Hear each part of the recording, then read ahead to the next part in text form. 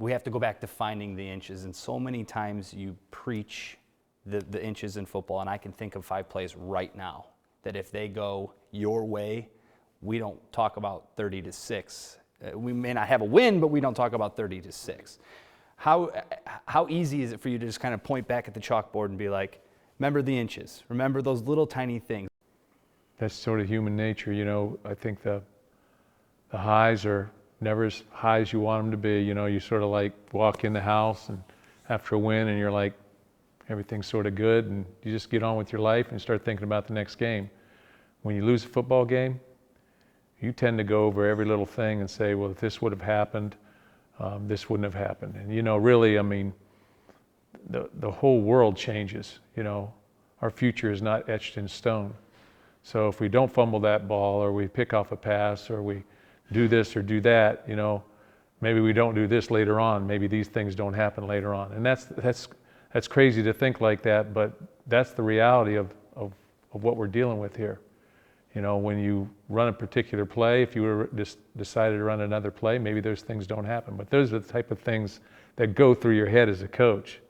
And that's what sort of rocks you, I think, when you lose a football game, or something happens. Or even in life, you tend to go back and say, well, we would have done this.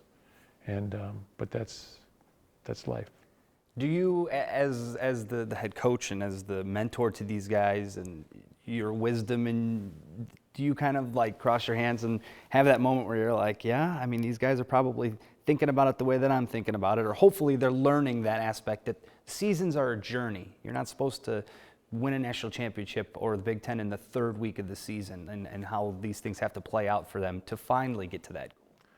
Yeah, you hope that people understand that, and you know, you talk about them. We didn't have a chance to really talk too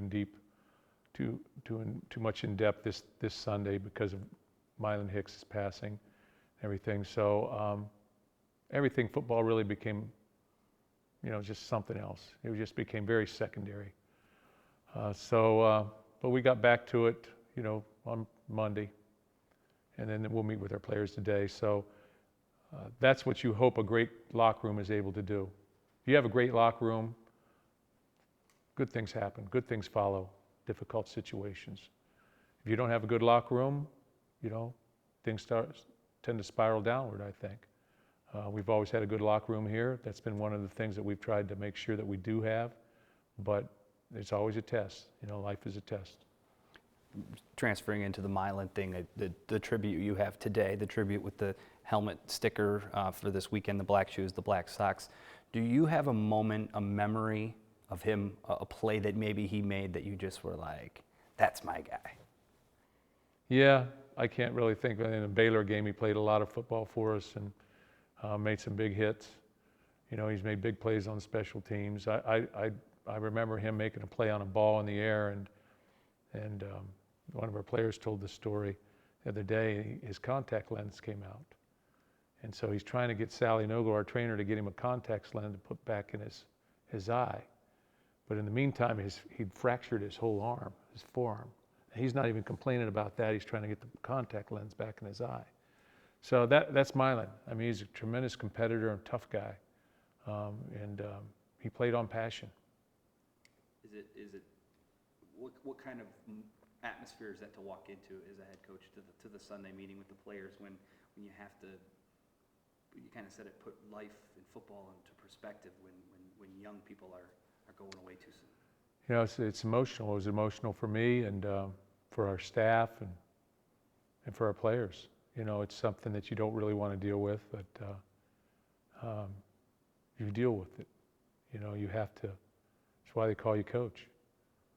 So, you know, most football teams are very close. I would say family close. And you know, when you lose a part of your family, you grieve, and that's what we did. Real quick on Indiana, Tyler OConnor, his game obviously wasn't the way that he wanted it to go last week. You've seen enough of this kid over the last 4 or 5 years. Do you expect a massive turnaround from him as far as a fundamentally better football game? Yeah, I do. I think you know, Tyler's a competitor, very competitive person. He's got to move the football team. It's a result-oriented business. So he's got to be able to do that. To say he played well, the football team has to go, and that's the nature of it. And that's a big responsibility for a young man who's, what is he, 21, 22 years old.